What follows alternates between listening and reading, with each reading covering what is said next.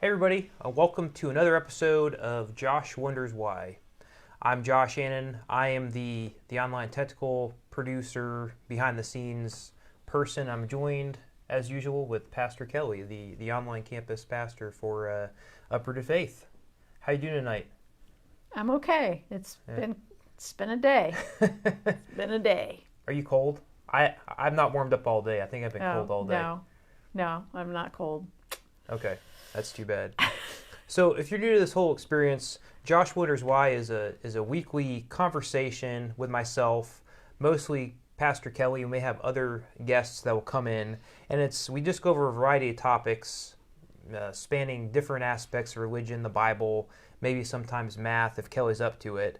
Sometimes it's fun topics, sometimes it's serious topics, but it's always about the search back to how can we take this information to become better Christians, and how can we also, as you said before, find the beeline back to Jesus in a way. And what are all the flavors of Peeps? That's another. That is, yes. It's kind of a thing. I don't think we'll ever uncover all the flavors of Peeps. Maybe not, but we can try. So in the episode tonight, we'll be talking about the rest of the Christmas story. So if you're watching us or listening to us, we are recording this or doing live after Christmas. And what happens after Jesus' birth? Well, the Magi visit, also go by many names, the wise men, the three kings.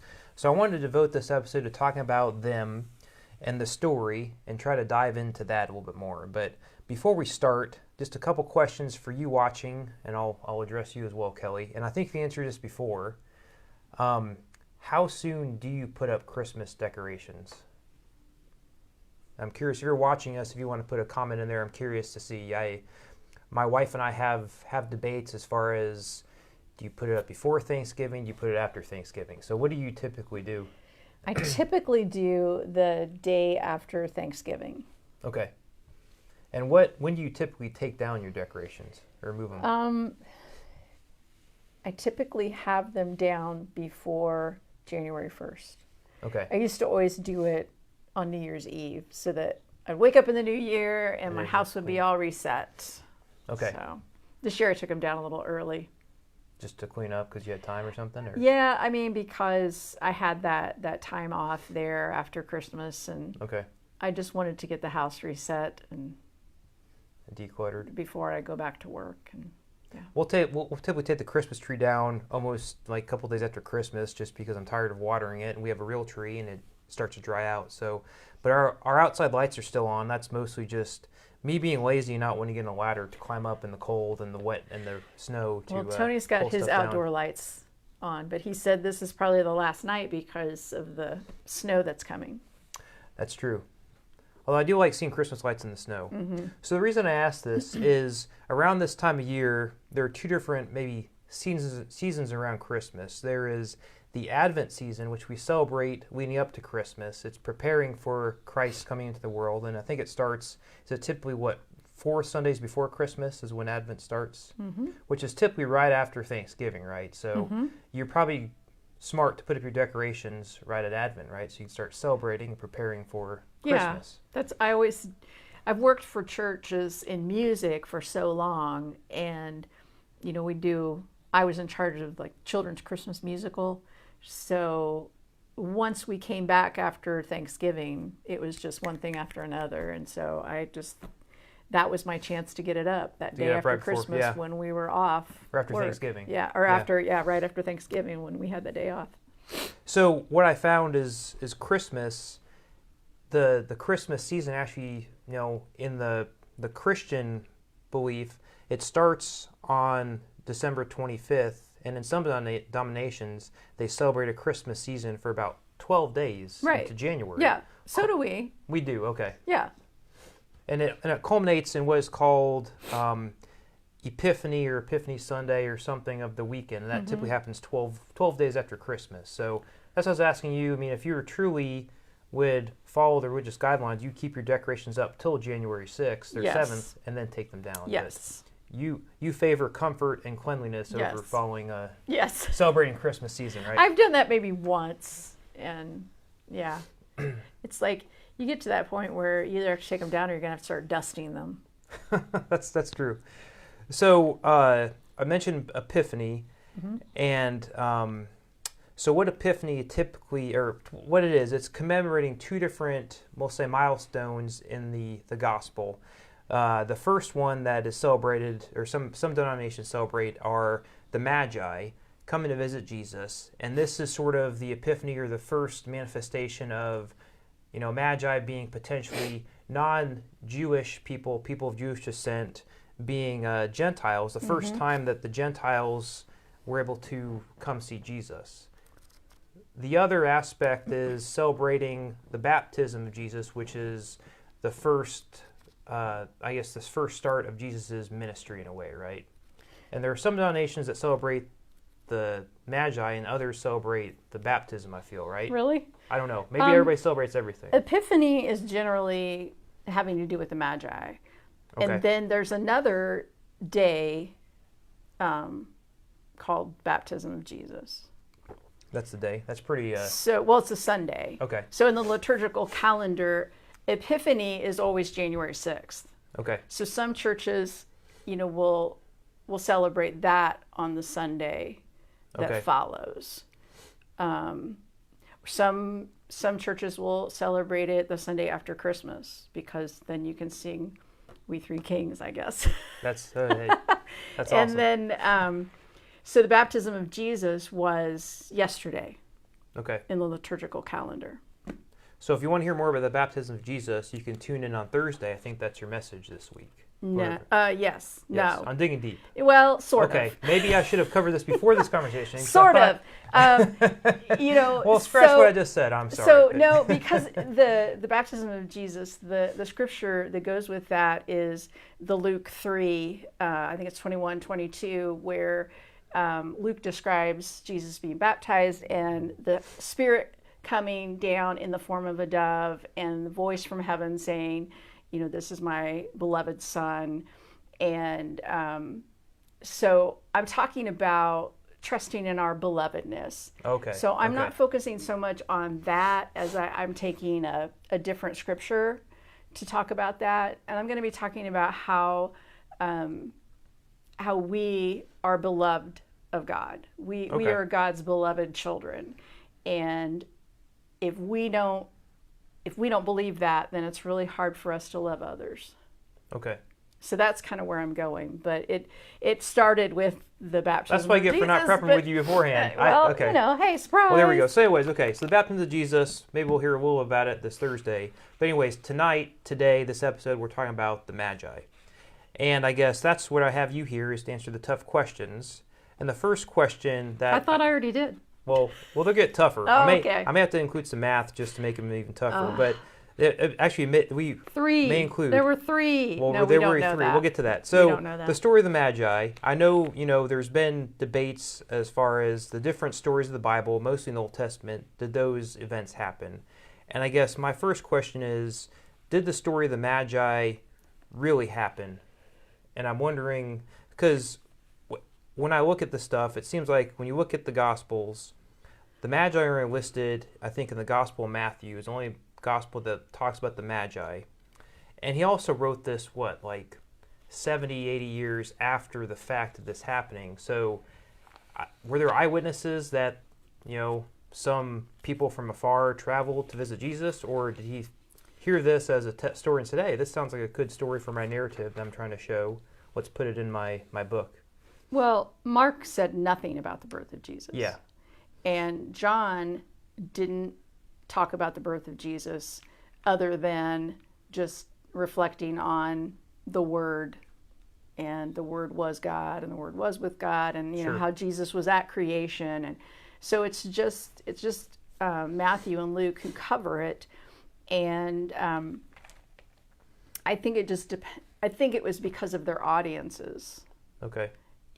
If they were talking to a more Jewish audience or a more Gentile audience. And so that would be my guess as to why it's only in Matthew.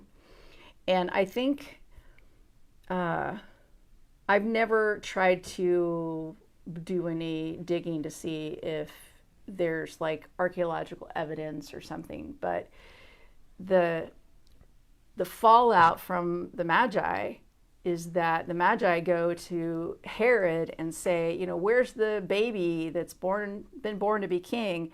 And Herod, who is just completely paranoid and, killed his own children and wife because he was so paranoid about losing his throne.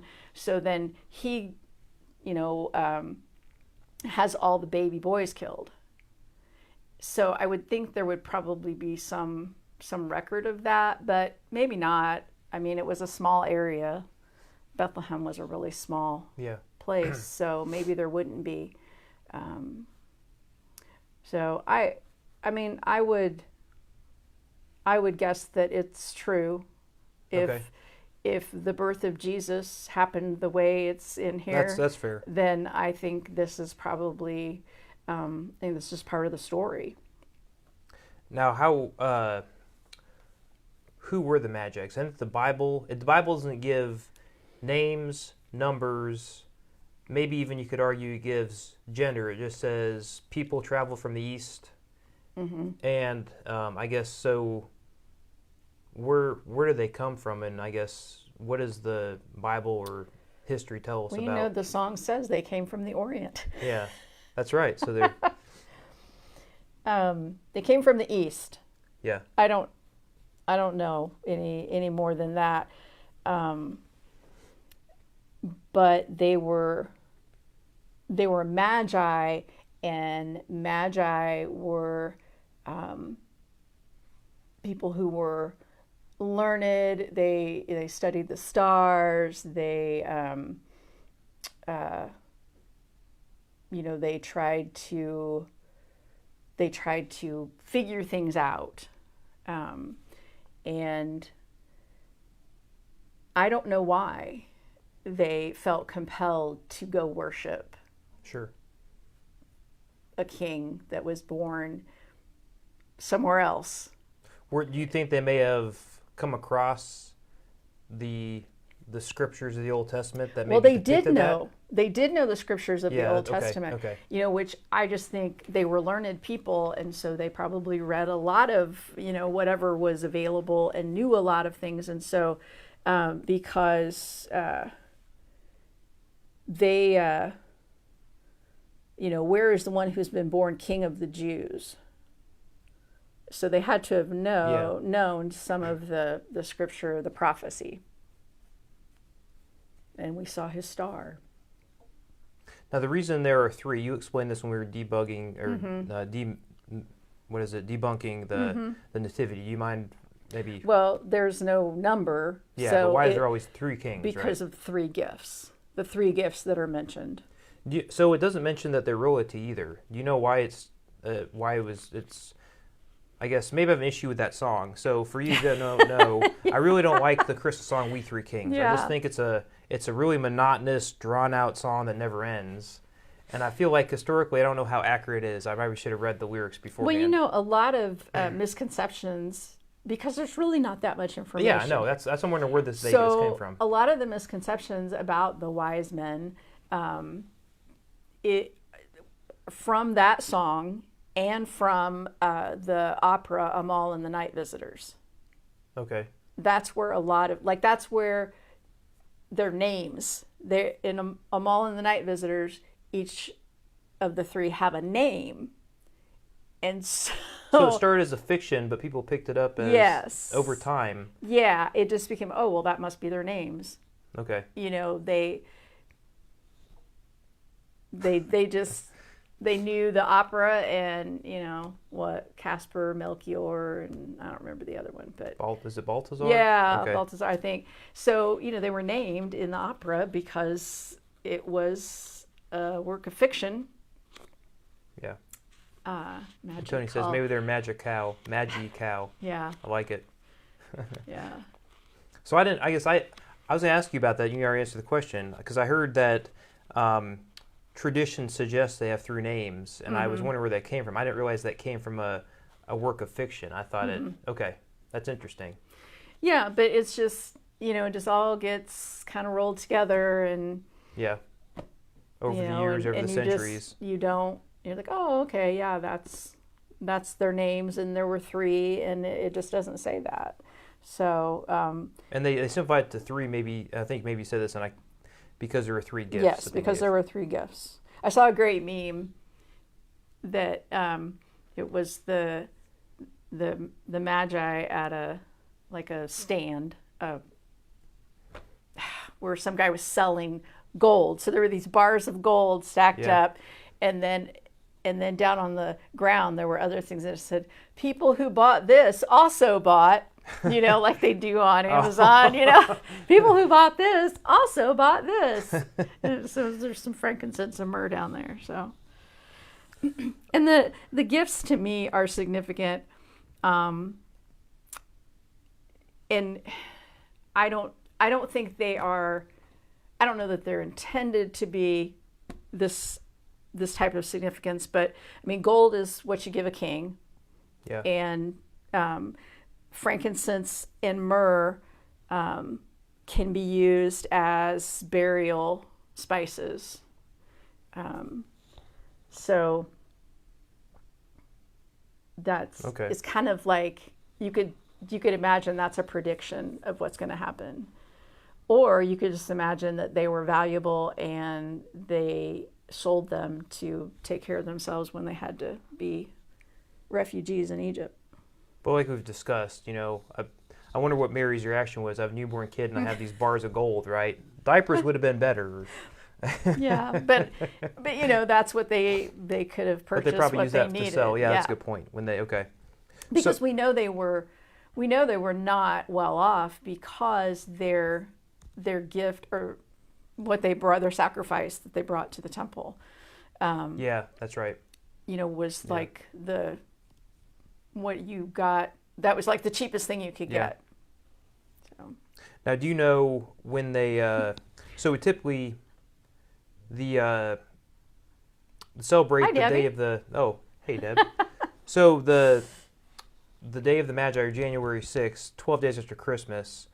Does that mean that the Magi visited Jesus 12 days after his birth, or? I don't think it specifies that in the Bible. It says sometime later, right? Or well, something, what it says is, on coming to the house, they saw the child with his mother Mary, and they bowed down and worshipped him. So it doesn't really say, but chances are good that he was older, he like a toddler, Yeah. The thing is, like we talked about when we had our nativity sets, the Magi probably did not come as part of, that influx of shepherds and little drummer boy. Yeah, that's They were probably not part of that. The shepherds were told first, and they showed up right after that, but we don't know that the wise men came right away. It would seem that they came from the east, they were following a star, they stopped to talk to Herod, and he didn't know where the baby was, so they had to search. So it just, to me, it sounds like it took them a while to get there. Okay. Well, interesting. But also, Herod gave orders to kill all the boys in Bethlehem and its vicinity who were 2 years old and under. So that's another reason why, we don't know. He could have been 2 years old. Okay. Yeah, that's a good point. It's interesting. And you brought this up, and I think this is the other thing. What can we learn from the story? So you can debate, were there 3, were there 10, were there all wise men, were there some wise women in there too? Did they bring 3 gifts or more gifts, maybe some cloths and cloth diapers? I don't think there were women, just because I don't think women got to do that. I said no, because there was the story of, this would be a while back, but there was some, in the Old Testament, some queen that visited Solomon, right? The Queen of Sheba. Yeah, so I didn't know because she would have came from the east as well. So I just didn't know, could there have been? No, maybe not. I don't know that they allowed women at that time to be Okay. learned, and I don't know. I could be wrong. Somebody can correct me. We could debate that too. I think the point of the story is that these were Gentiles yes. who recognized the kingship of Jesus when his own people did not. Which, yeah, I think that's that. Yeah, as I was get to is from this whole story of Jesus' birth. Who did he appear to first? Were they religious zealots? Were they religious leaders? Were they kings? Were they queens? No. The first people he revealed himself to, I would argue, before the shepherds, were Mary and Joseph. And they were, married. Mary was, pregnant before getting married, so they probably broke the social norms of the time of their religion. Mm-hmm. He came to them first, and the shepherds, who were probably in their own right, smelly, dirty, not the cream of the crop. And then you have, the Gentiles that showed up. So it's a really interesting story of, I was thinking about more, I think I was joking around about Silent Night. Well, after Jesus was born, it probably wasn't silent, but I feel like his birth into the world was fairly silent because he revealed himself to maybe the people that were in the margins, maybe not intended, or not who people thought were intended to receive this king and savior of the Jewish people, right? Yeah, and what's interesting is that, when the Magi come, they're like, where is he? And so Herod calls the religious, the priests and teachers of the law, and so where is this Messiah supposed to be born? And they tell him, and the Magi, but nobody goes looking for Jesus except the Magi. Yeah, the Gentiles. That's interesting. I never thought about that. Yeah, they don't go looking for him. Yeah, I mean, because Herod doesn't want him to be found. Yeah. So interesting. Well, good discussion on the wise men. So we talked about the celebration that's happening 12 days after Christmas. There's 12 days of Christmas. I want to also add a bonus trivia about, was there a question that, Tony said, it probably would have been a big deal if royalty from another country showed up. That's true, yes. Yeah. And is that probably why they went to Herod first? Because they wanted to clear their rite of passage into his country? I don't know. I mean, I think they just genuinely figured, well, if he's the king here, he ought to know. Yeah. And, who's the new king that's going to come in? And I'm sure that freaked Herod out. You know, he was like, wait, what? No, nobody's coming after me. And so that's interesting. So I was 12 Days of Christmas. Besides it being religious, there's a song about 12 Days of Christmas, which you could also argue is repetitive and monotonous, like We Three Kings. But the only thing worse is listening to an instrumental version of it. Yeah, that's true. So I was mentioning this to you. So my daughter used to do piano, and they would have a Christmas recital. And there was one girl who was in the way advanced class, and she played 12 Days of Christmas. I felt so bad because it's the same 12 measures over and over again, and it's broken up by five golden rings. But anyways, I felt like that's the worst song to play an instrumental version. Have you ever had to do that on the organ or anything else? No. Okay. Have you ever played We Three Kings on? Oh yeah, I've had to play that hymn. Sure. I'm sorry. But but did you know? Unless this is your trivia question, do you have a trivia question about? Yeah, I was gonna add some trivia about it. Okay, well. But what is your trivia? That it's code for Christian people and the stories, and it's a code. Yes, and I was going to say that's what I found too, but that's actually a myth. Did you know that?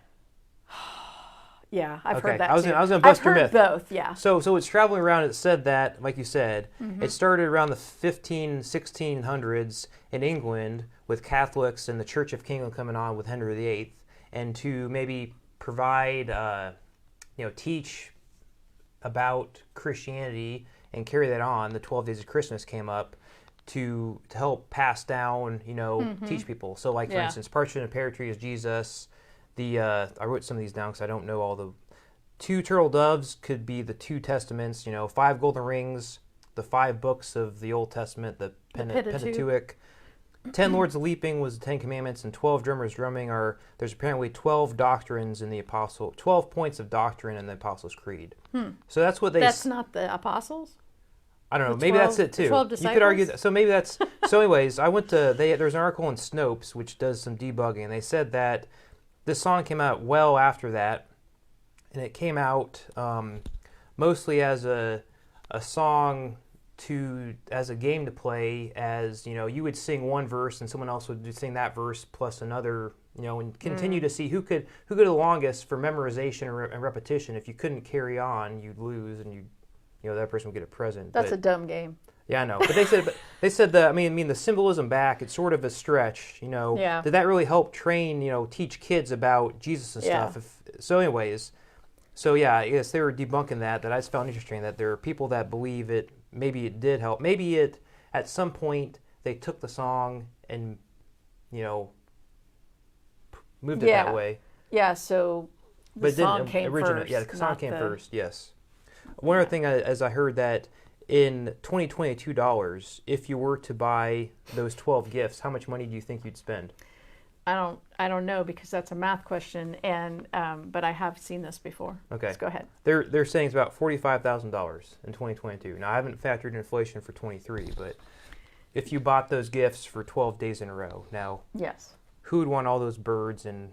I don't know, but I have multiple times sung the song "The 12 Days After Christmas," which is like a comedy piece. So 12 days after Christmas. Mm-hmm.